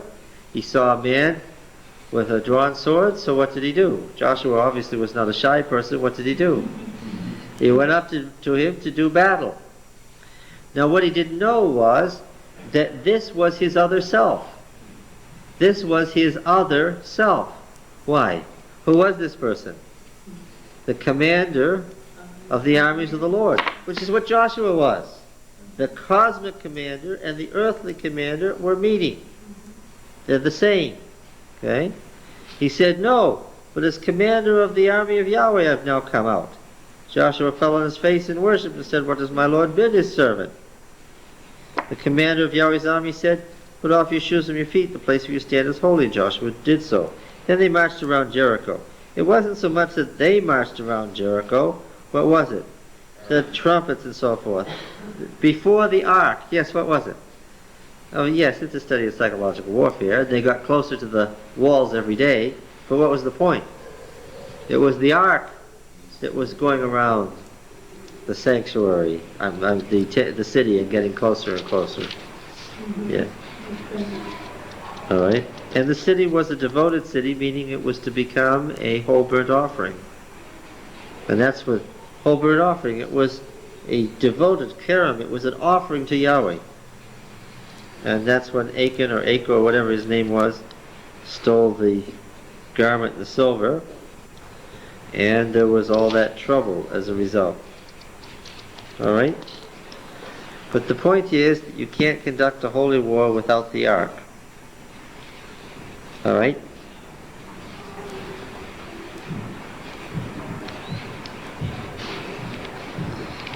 Okay. Now, let's go back here. We're making real progress in Exodus 25. We've only been at Exodus 25 for 6 weeks. But I'm going to ask again what I said when we started reading verse 10. What was the ark?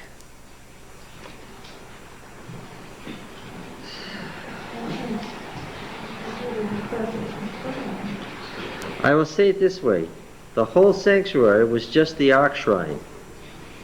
Okay? The sanctuary was just the ark shrine. That's all it was. And what was the ark?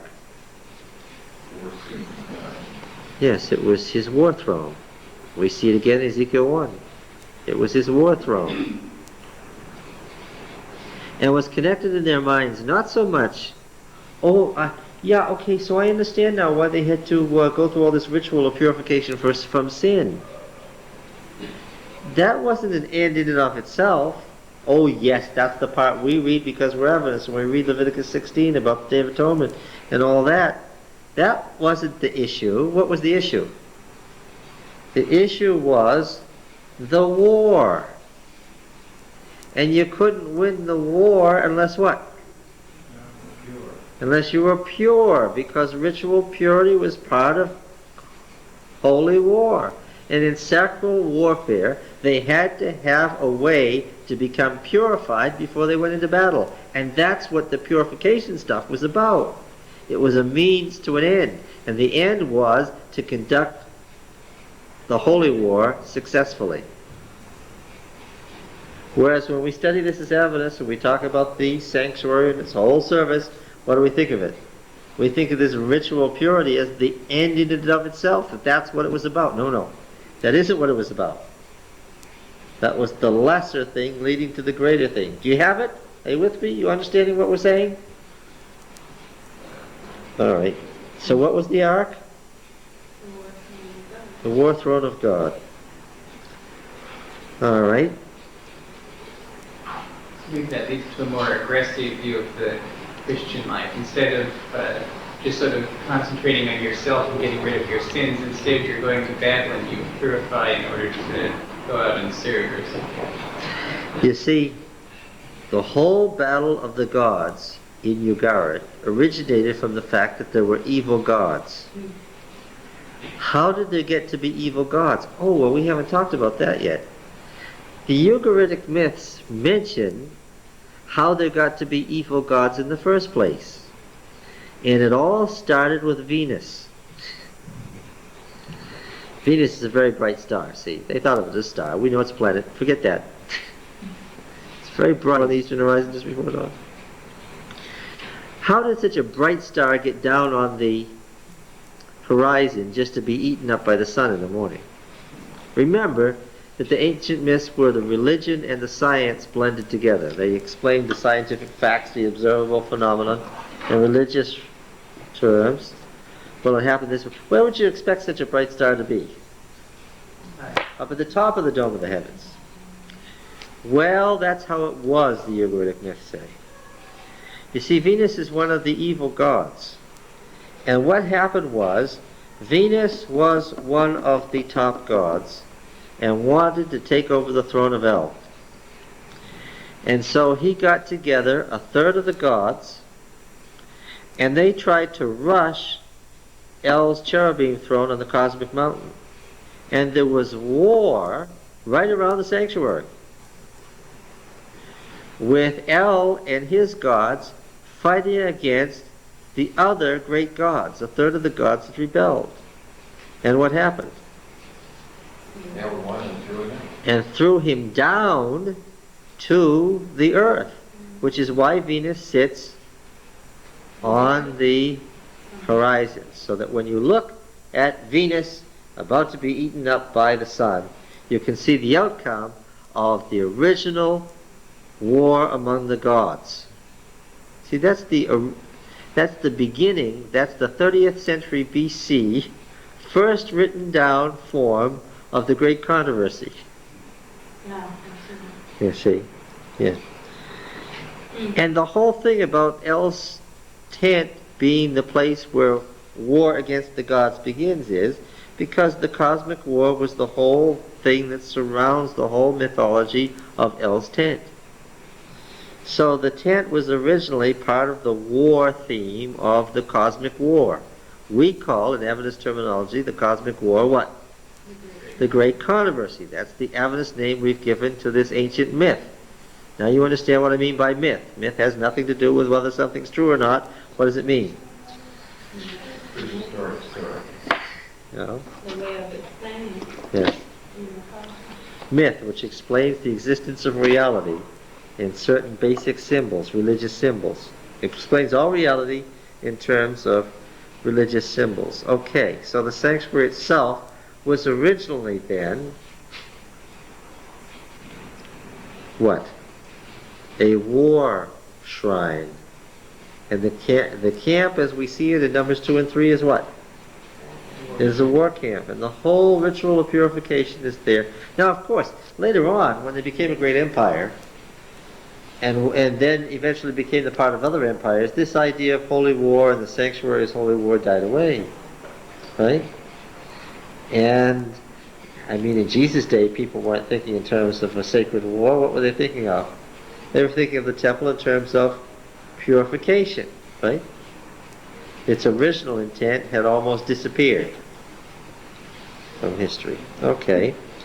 Now then, let's go on to the next thing. Why did it disappear? Because the ark was no more? No, because they didn't actually take the ark into battle anymore. And then, of course, yes, eventually they lost the ark. Manasseh had it destroyed. But, had to have it destroyed. Actually, it was turned into a pagan god.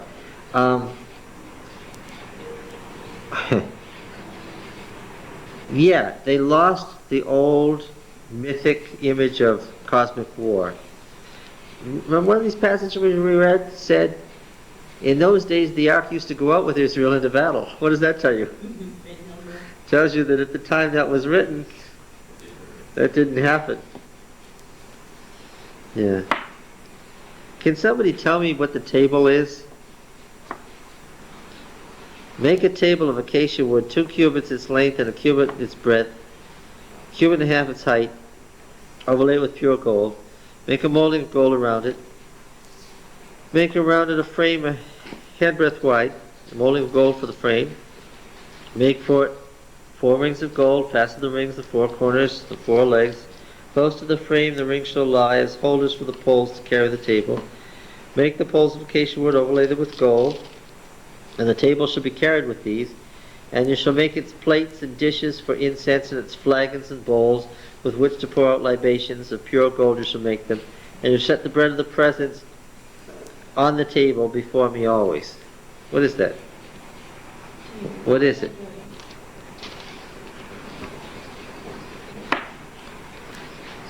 What is it? The table Huh? of the bread, But what is it? the bread of the manna. What is it? What's its function? What's it doing there? What is it? You have to feed an army. Well, it's not feeding an army that it's about. Feeding God. Yeah. Look, it's a table. It's got dishes. It's got bowls. It's got flagons, which are pitchers, and cups. What is it? That's a table. It's a, what? It's God's eating table, yes. Yeah. Because when God eats with you, that's covenant. Right? The whole idea of sealing a covenant by covenant meal is bound up with the table. Don't say the table of showbread. Oh, shewbread. What an awful... What is shewbread? Sounds awful. It's Yahweh's table, which was to be kept full all the time for the ever-present covenant meal of unleavened bread and wine. Oh, well, that should sound familiar enough. Right?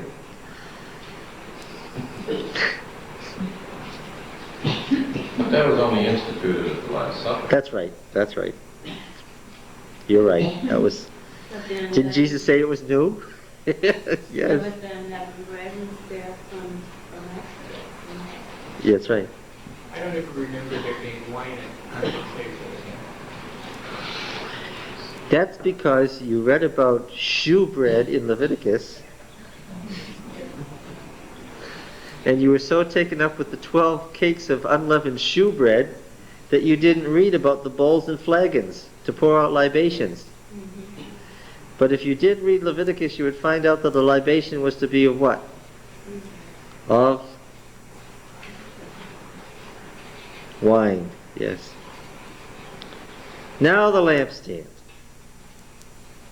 Now I know you've all seen the menorah, and the menorah that was in Herod's temple looks just like a Jewish menorah today, because it was a stylized traditional menorah. But that isn't what's described here. What's described here? This thing has a trunk, and branches, and leaves, and flowers. Now anything that has a trunk and branches, leaves, and flowers is what? Tree. It's a tree. Yes, thank you. And it has on this tree 7 lights. Oh, this isn't hard. What is this? It's the tree of life. Yeah. And of course, they always associated the tree of life with fertility, particularly with female fertility. In all these ancient temples, female fertility was symbolized by the tree of life.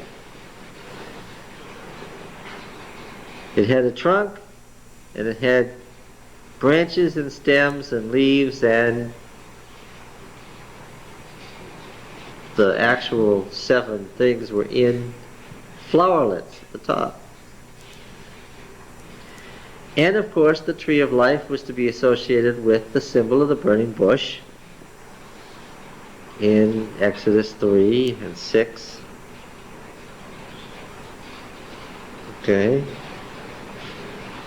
Any question about the lampstand? No. Now the tabernacle itself.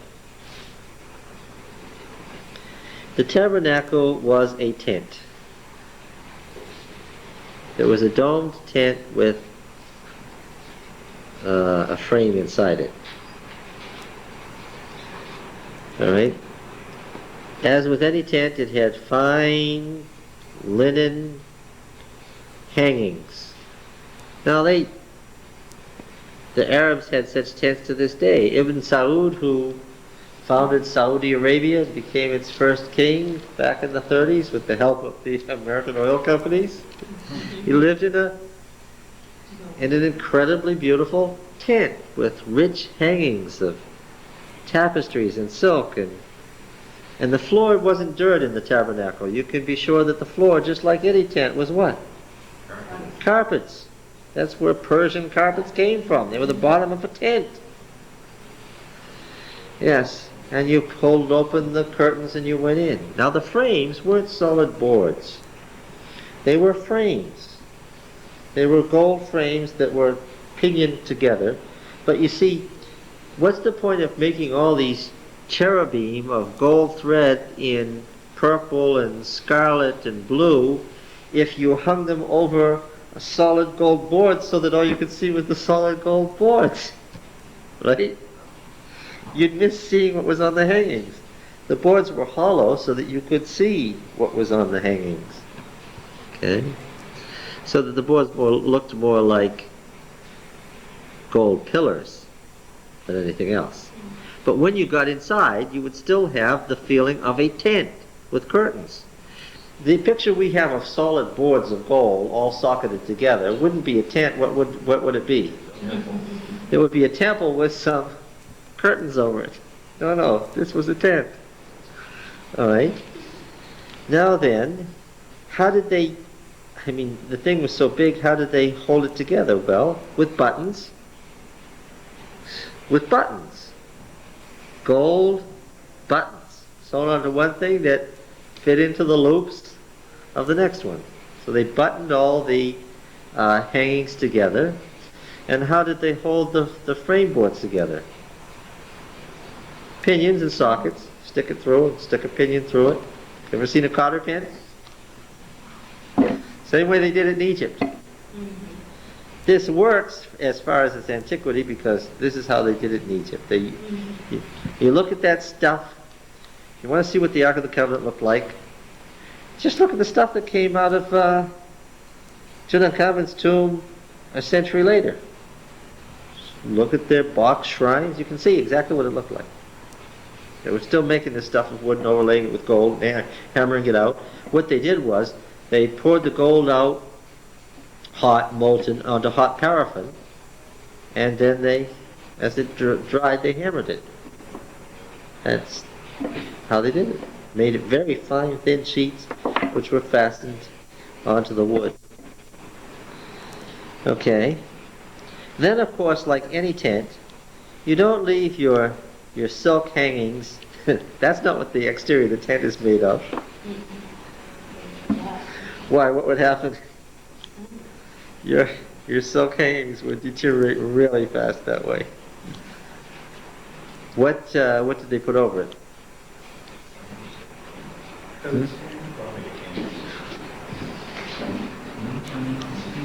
Go here. Ram skins and goat skins. Ram skins and goat skins, yeah. Tanned.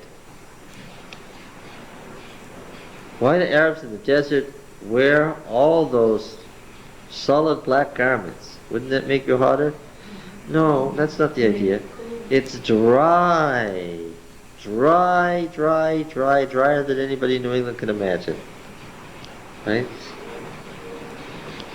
And what's the great danger? That you'll shrivel up and die. And what's the whole point? All those heavy hangings are for what purpose? To keep a climate inside that is different from the desert outside. Yeah. So the tabernacle was barred together, and then these veils aren't hard to understand, are they? These large tents having two rooms, the outer room, of course, was to entertain your guests, and the inner room was your bedroom. That was your private area, right? There were probably lots of people in Israel that had tents just like this, except this is a little bigger. But Everybody yeah, because they still do. you have a veil, and you know you're not going to go inside the veil. Why? That's where that reading is kept. Yeah, that's where the man's wife is. You can't see. That's the private quarters. Right? In the same way, Yahweh's tent, the priest could go in every day, in and out. But what? You don't go into the private quarters. High priest was invited in there once a year or whenever the ark had to go somewhere, which was often, as we've seen. So don't think of this as the ark was in there, sitting there all year, nothing happening. One of the emphases in this passage is on mobility, isn't it? This also defies the law of sacred places. In this theology, what's the sacred place? It's not a nature religion. It's a religion centered on God. What's the sacred place? Wherever God happens to be is the sacred place. There is no, by definition, sacred place where the forces of nature are operating, and so that's a sacred place. Wherever the ark goes, that's it.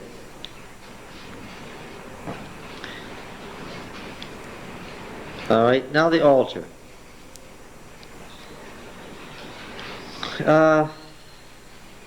They couldn't decide what they wanted to tell you about the altar because the altar kept changing as time went on.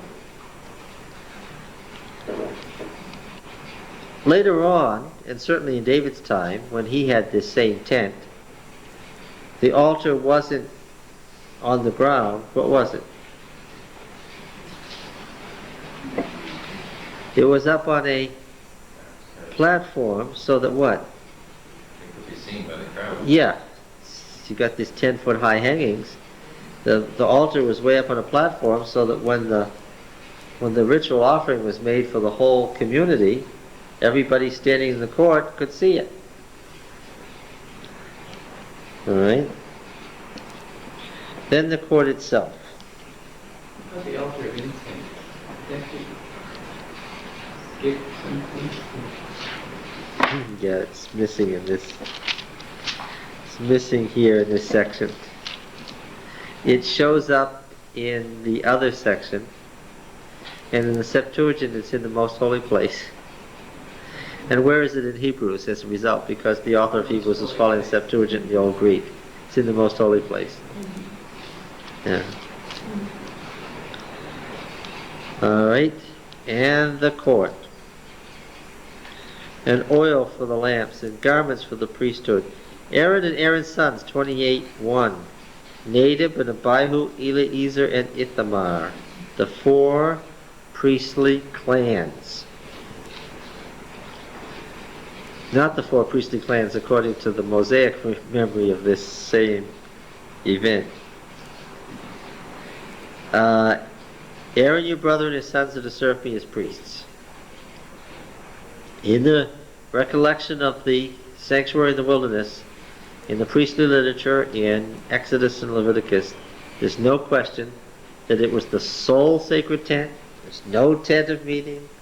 And Aaron's family, and only Aaron's family, not the tribe of Levi, not Moses' family, who are the only priests. Aaron and his sons, that's it. All right.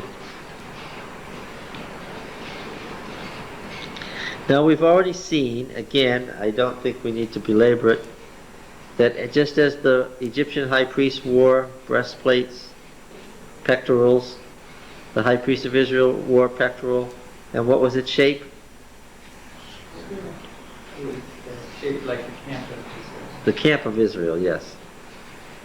In the center where the image of the god went, on this breastplate, the image of the god, the central god, is missing, right? And the 12 stones form a border around the outside of the hollow square. They're not 4 rows of 3 or 3 rows of 4. There's no parallel rows at all. I just saw an Adventist high priest on the Adventist network the other day. And his breastplate was the traditional one, not the correct one. They were inset stones. They weren't sitting out separately anyway. Yes. And they were engraved with the names of the 12 tribes. And the breastpiece of judgment, it was called, or atonement, set inside a little cloth pouch so that it wouldn't get hurt, damaged, lost, destroyed in any way. All right. This row, this 12 stones is duplicated nowhere else in the Bible. This is not the same 12 stones as seen elsewhere in the Bible. And the white inner garment of all the priests set over by 2 other garments, a blue one, and then this purple and red and blue, much richer, fine, shiny silk exterior one that matched in style, in color, in content. It was identical to what?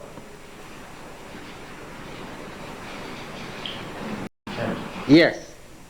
So if you looked at the tabernacle and you saw its front doors and you knew that the inner hangings were all of that same material and color and design, the high priest matched. And the daily priest matched the white linen that was used for the hangings and so forth. All right. Now then, this sanctuary is a highly stylized Canaanite sanctuary. How many levels does it have? Yes. Where were the Urim and Thummim? Moses had them, of course. Deuteronomy 32 or 33. Where were they? Depending on whether we're reading this section or the other section, they're either on either side of the breastplate, or they're on the shoulder pads, the epaulets. Do you like this section better or the later section of Exodus? What does this lead me to believe? It went with the practice of the day. That's right. Where it appeared. Yeah. You have some pectorals in Egypt where there are 2 sacred stones on either side. I imagine that's the way it was originally. But it must have become cumbersome because they put it up here, probably safer. They used them for clasps. Yes. Sacred stones were used for the clasps. Yes. So, what does that lead me to believe that they did it two different ways at two different times? The later passages are somewhat later, as we'll see. We're going to see that that is so. All right. So, Urim and Thummim moved along the way. Now, how many levels did this temple have? How many would you expect it to have? Well, if it's king of the temple, how many does it have to have? How many levels does the cosmos have? 3. 3? No, that's good. Heaven, earth, and the lower regions, but no, that's not. Oh, there was 7, wasn't it? 7. So, and where are they in the sanctuary?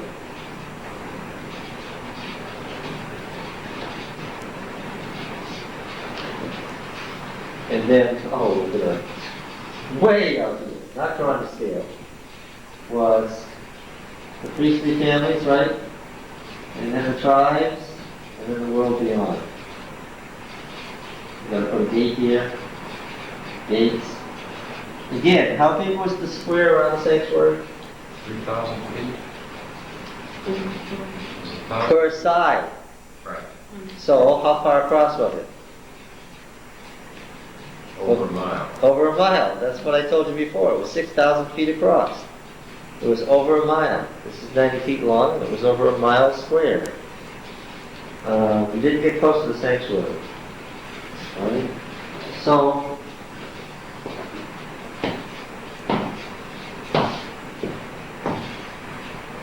what do you see? 7. Yeah, well, of course, the outer world, the world beyond Israel, is the nether world. That's 7. That's number 1. That's the bottom. Okay? And then 2 is the level where you come to within the confines of Israel. Right? 3 is the priesthood. This, of course, corresponds to the later courts in the temple. 4 is the court of the sanctuary itself. 5 is the inner court. The court of the sanctuary is that mile square. This is the court of the priests, the inner court that corresponds to the inmost court. 6, which of course is the number of incompletion or imperfection, is the outer of the 2 rooms. And 7, the highest heaven, is the most holy place. That's the 7 ancient levels of the cosmos in the war camp of Israel. Right? Any question about that? Yeah, can you go over those again? Well, yeah, you see, when they sent the goat out to Azazel, where were they sending the goat? They were sending the goat to hell. They were sending the goat to hell. Why? That first level is where? In the 7 levels of the universe. Where is it? It's the netherworld. It's the world of the dead. It's the underworld. It's the world of evil. It's the area that Yahweh doesn't choose to control or put order on right now. It's the realm of chaos. Okay? That's where they were sending the goat to. The realm of the demons. You don't get into civilization until what, as far as they were concerned? So you're inside Israel. Yeah. But of course you got to keep going, because the whole movement is both in. See this big argument, scholarly argument. Is the movement of the sanctuary inward toward the most holy place or outward from the most holy place? What's the answer to that question? You could not imagine the long, detailed articles you can have to read proving that the movement is inward and proving that the movement is outward. What's the answer? The movement is inward and outward. God is active and passive, and both are true, and both are stated in the Bible. That's why you can write long articles proving your point. Yes. Okay. Any question about that? We'll hit that again when we come to Leviticus 1 through 16. Movement inward, movement outward. All right. Okay. Any other question about this? Now I know that we didn't say that one thing in the sanctuary represented what? We didn't even use the word represented.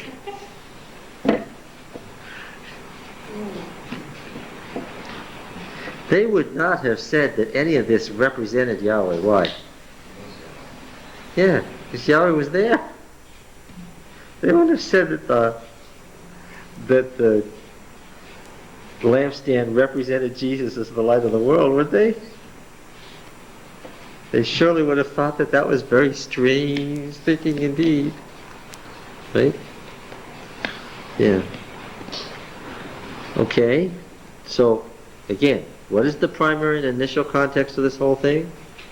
It's Yahweh's war against... Yeah, it's Yahweh's war against the nations, basically. It's all said in the context of the fact that the Exodus is what?